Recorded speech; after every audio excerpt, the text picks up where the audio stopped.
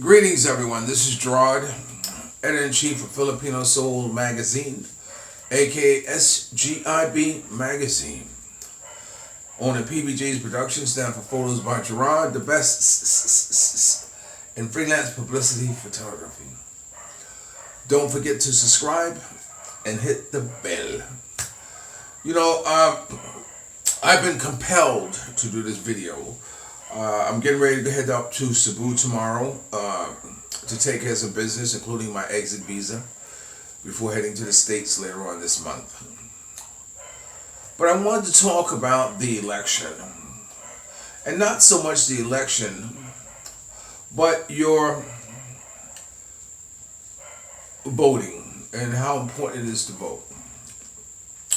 I started thinking about what made me get involved in caring, in politics, I guess you might say. And I remember when I was a child, I don't know how old I was, I could have been about 6 or 7 or even younger or just a little older or something. And I remember looking in the back of these comic books or watching TV, it was TV, and they used to have these commercials about adopt a child. You adopt a child from Africa, for 50 cents a day or $1 a month, you can adopt one of these children.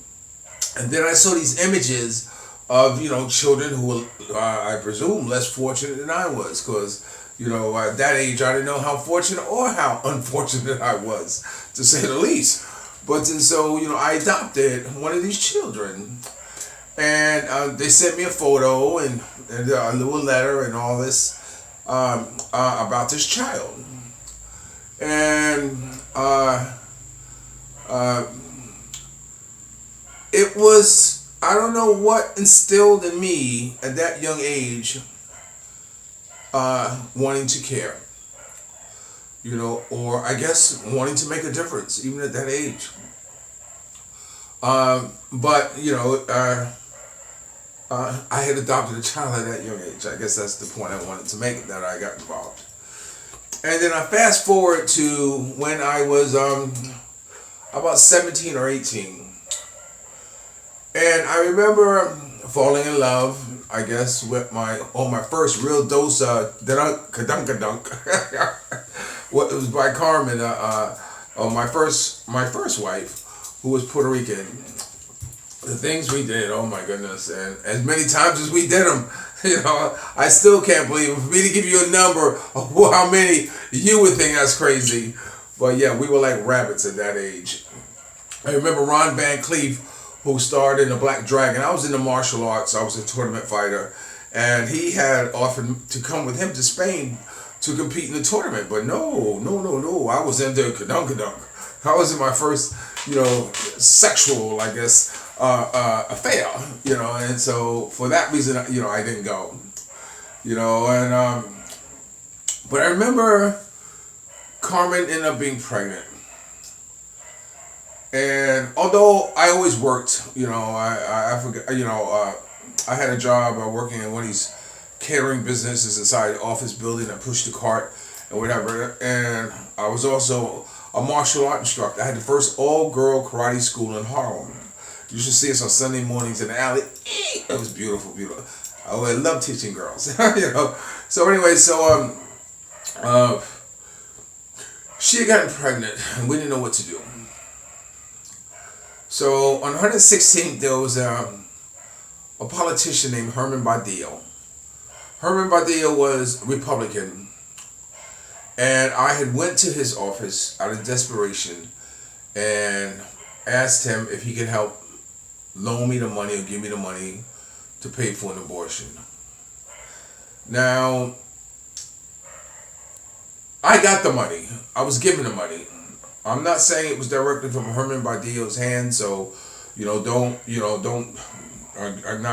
not as that big a deal, but don't hold that against him, because but that inspired me to get involved into politics. Not only that, but becoming a Republican. The first party I joined was the Republican Party. So at that time, I was offered to. He was campaigning I was offered to go to Washington with him, by one of his staff members to be a part of the Herman Badillo experience. But again, I was in my first full dose of kadunk, and I didn't want to go nowhere. So I didn't go. I stayed close to home and stayed close to Carmen. And so the fast forwarding, when I got out of prison back in 1999, and I've not had a pair of handcuffs on me since. And it's going to be 20 years this March. And I always like to point that out when I mention prison, because it's not hard doing the right thing. It's really not. It's really not. To do the hard thing, it goes against your inner self, your inner core, your inner being. My two daughters, John and Janelle. Oh my God, I love them to death. I can't wait to see Janelle. But anyway, I would love to see Gianna. But, well. So anyway, so I got out of prison, and I was going to parole. And I remember this one time I got into a taxi in parole, heading home, and this black woman was driving. And she called the dispatcher. She said, one black man going to Bayshore. And the dispatcher came back saying, $15 paid in advance. And I said to her, "You can't do that." I said, "What's wrong with you, sister? You can't tell him one black man going to Bayshore." And she said, "Oh no, it's a joke." I said, "Joke or not, you don't say that." And it hurt me. I said, "I can't believe this." I'm telling her, I can't believe you would do something like that. You know what I'm saying? And so it bothered me so much that I wanted to do something about it. See, because that's the thing about not only getting into politics, but community activists or public service. You get in there because you want to do something about it. So, I went to the NAACP. I met Lucius Ware. Lucius Ware was the head of the Riverhead NAACP. I met Yvonne Quirk, who was the head of the Islip, Long Island NAACP. And I became an example of the racism on Long Island. I would often talk about my experience of what happened, about them telling this taxi company saying one black man going to Bayshore. And then not only that, I was encouraged to file a complaint with Human Rights. Is it Human Rights or I think it was Human Rights. File a complaint. Now,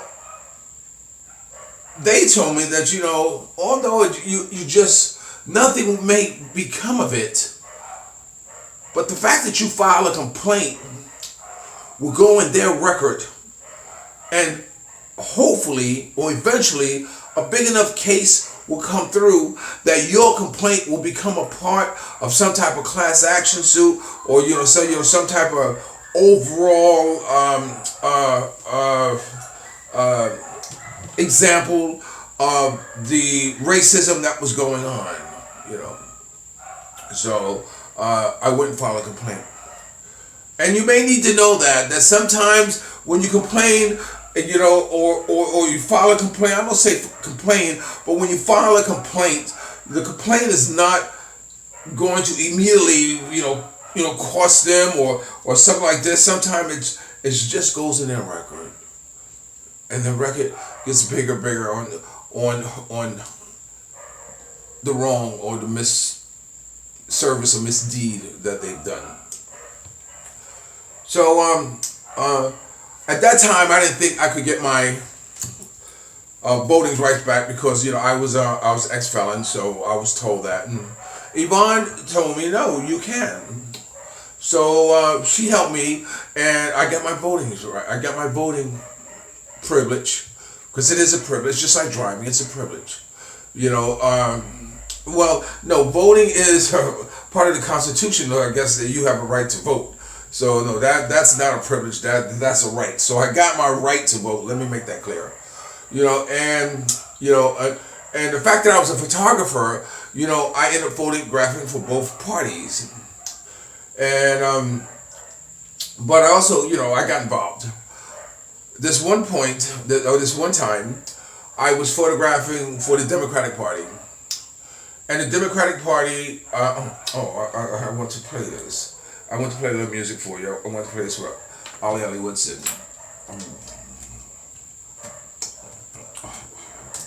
This one, he was the head of the Democratic Party. And he had asked, at this time, Al Gore was the Vice President of the United States. It's funny, I can't remember who the president was, but Al Gore, was it Bill Clinton? No. But Al Gore was the Vice President of the United States. So they told me, he said, Gerard, the Vice President is flying into Iceland to do a meet and greet, and we want you to cover it. We need your Social Security number. And so I said, oh no, I can't give you my Social Security number. I'm thinking, no, I'm an ex-felon. I can't do that.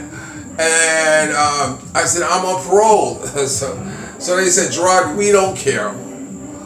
We want you to take the picture. So I said, okay. So I gave them my Social Security number. So on the day of the shoot, I reported to Secret Service, because Secret Service has this checklist of people who they've allowed in. So my name was on it. So when my name came up, they looked like this, and then they backed up and they went to a huddle. I see the head of the Democratic Party coming, and he blah, blah, blah, blah, blah, blah. And then Secret Service came over to me and said, look, you take your picture and get the hell out of here. So I said, okay. So I was on the tarmac with the Vice President, taking pictures of him arriving, getting off Air Force 2, which I have a picture of me with Air Force 2 behind me, and photographing a meet and greet. So anyway, so when you go to parole or probation, you have to acknowledge if you had any police contact. So they said, have you had any police contact? I said, yes. They said, what happened? Who? I said, with Secret Service. They said, Secret Service? Secret Service? You had contact with Secret Service? Can you prove it? I said, yeah, here's my press badge. VIP, Vice President, Secret Service. And it turned the whole parole office upside down. My parole officer said, no more pictures. Because at that time I had made an arrangement with her, because most of my work was done at nighttime, and she allowed me to go do my assignments if I faxed her before I left and faxed her when I came back in. So this is how I was able to continue on my publicity photography. So the superintendent said, no, this is a good thing. So he said, wait right here. So I guess he went in the office and called, whoever he could call, because tell me, who would not want to jump the opportunity to, oh wait, I want you to hear this. I'm going to tell you why Ali Woodson is my friend. This is his voice. This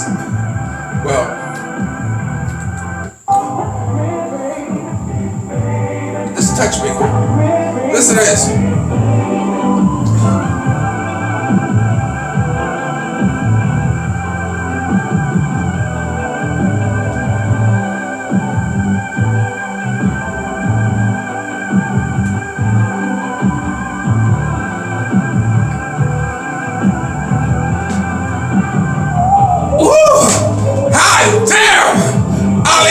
Former lead singer of the Temptations, who wrote the song Treat Her Like a Lady. Go boy, touch song. So if you want to know what Ali Woodson sound like, play Touch Me. Woo, come on, baby. Woo. That's my man, Ali Woodson. So anyway, the superintendent came back. Like I said, he probably went back and probably try to call Secret Service, because what person, when given an opportunity, would not want to call Secret Service? So I guess he came back and said, in fact, they were joking because I had my other pictures, I always carry this album around, and he told me, hey, look, he's got a better picture with Hillary Clinton than you do. So at that time, they had said, okay, look, he says, you can continue taking pictures if you promise us that you never get involved with Secret Service again. So I said, yeah, sure. I can promise you that's not something I do every day. But I use that example when I talk to the young people because I want to tell them that if you have something to offer, and if you're good at it, that at times, no matter what happened in your past, once you turn your life around, that's important, that they can't take that away from you. And they will use your service because you're good at it. And that's what they did for me. They used me as my being a photographer. They didn't let the fact that my being an ex-felon stand in the way of them wanting somebody to do the job right. So anyway, I went on and finished photographing. As a photographer. Now,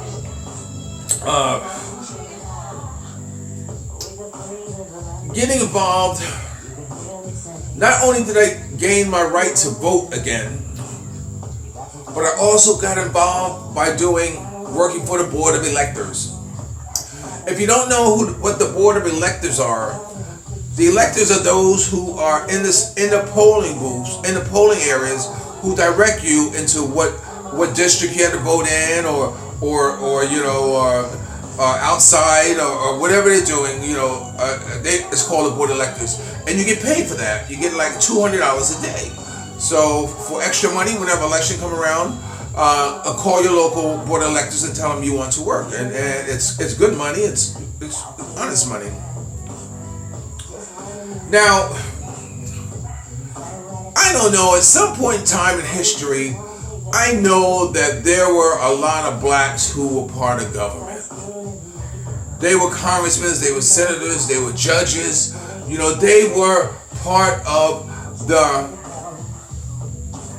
backbone of this country. But at some time, or I don't know, during Reconstruction or whatever, it became more popular to remove blacks in power who held positions and jobs, or who elected positions as they did. For instance, even the picture of George Washington crossing the Delaware, there were blacks in the boat, but you don't see that because of how they painted the picture. So somehow or another, our political structure has flipped, and it became very difficult, if at all impossible, for blacks to hold elected offices. So I want to point that out. But here we are today. The election coming up on Tuesday. I'm not going to tell you who to vote for. I'm not even going to say who I think is going to win. Whether it be in Georgia or in Florida, what's going on, or what have you. But the most important thing is that you vote. It's the one thing that it doesn't matter how much money you have, it doesn't matter what color you are, it doesn't matter where you live, it doesn't matter who you're dating, or who you're boy. It just doesn't matter. It doesn't matter at all. But what matters is that when you go into that booth, we are all equal. You have a right to vote. Now, my not, really fully understanding all the issues or all the ballots or all the propositions that are on the day of election. There have been times when I've called an elected official's office, like Pam Green, who's part, and I said, Pam, I said, look, or Yvonne, said, look, I don't know all the issues, but I'm going to give my vote to you. So you help me, pick whoever it is that you want me to vote for, because I believe in you, and that's that's that was how, you know, I handle my decision on who to vote for. Now, I'm not suggesting you do that. You know, I never believed in just being a Democrat. You know, I never believed to be like a sheep, but because I'm black, that this is the party who I need to be affiliated with, because, you know, I believe in at least knowing the issues to some degree of of a party. So I've decided to become, you know, a libertarian, which virtually is that it's just asking for less government involvement in your life. But the thing that stands out to me most of all about libertarian is that as an adult you can do whatever it is you want to do, as long as you're not hurting anyone, as long as it doesn't involve children. You know, and that's the thing that drew me to libertarian. A number of other things, but less government involvement in your life. You know, yeah, if you love menage a trois, or if you like sheep, you're an adult. Do what you want to do, as long as you're not hurting nobody. God bless you. If you want to marry a sheep, God bless you. That's what you want to do. But again, we all have in common is, you know, we're all equal when we vote. So this November coming up, you know, I'm asking you, not that it means any much other than, you know, it doesn't affect the cost of sugar, but vote. Take the time to vote. You know, I know back in about between 2002 and 2004, you know, I campaigned for Hillary being the first woman president of the United States. You know, I campaigned for her for president before she knew anything. Because, you know, because I wanted to see a woman president in my lifetime. I felt a woman president would be more compassionate about the goings on in the United States than a man would, you know. And when Bush and Al Gore were running, you know, I had a sign that says, "First woman president of the United States, vote for the wink wink Bush." In 2004, you know what I'm saying? And I headed out in front of Madison Square Garden. You know, people thought I was crazy, but you know, that's what I wanted to see happen. You know, I know we had at that time a lot of great women. We had Margaret Thatcher. We had I can't remember female women of power off the top of my head, but we had women who had proven themselves to be great leaders. Joan of Arc, you know, but you know, I wanted to see the first. But then Obama came along, and of course, I had to vote for him because he's black. Yes, I voted for him because he's black. It's no different. You know, a lot of people probably voted for Trump because he was Jewish. You know what I'm saying? Because we had a governor in New York called Spitzer, who was groomed to be the first Jewish president of the United States till he got caught up in a hooker scandal. You know, so Governor Cuomo, you don't think the Italians have voted for him? You know, there have been a lot of Irish. You don't think, you know, a lot of Irish vote for them? You know, so I don't understand. You think Latinos, when there was a Latino running for office, you think Latinos didn't vote for them because they were Latinos? So I don't understand why they made it such a big deal because blacks are voting for Obama because he's black. But anyway, so that knocked Hillary out at that. Wait for the next 8 years, and finally she did come around. And when I was in Las Vegas, I did that too. I got on the phones, I called because I got involved. You know, and that's what you need to get involved. So you know, it's not too late for you to go to whoever it is that you're supporting and ask to help.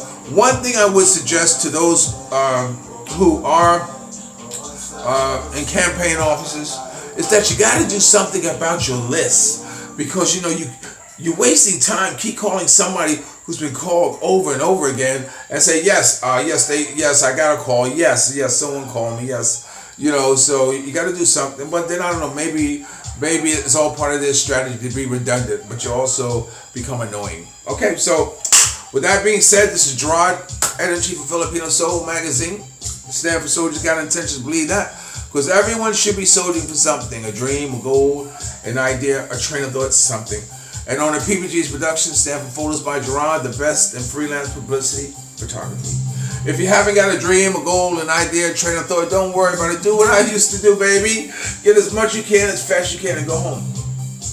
And remember, I'll always love you more.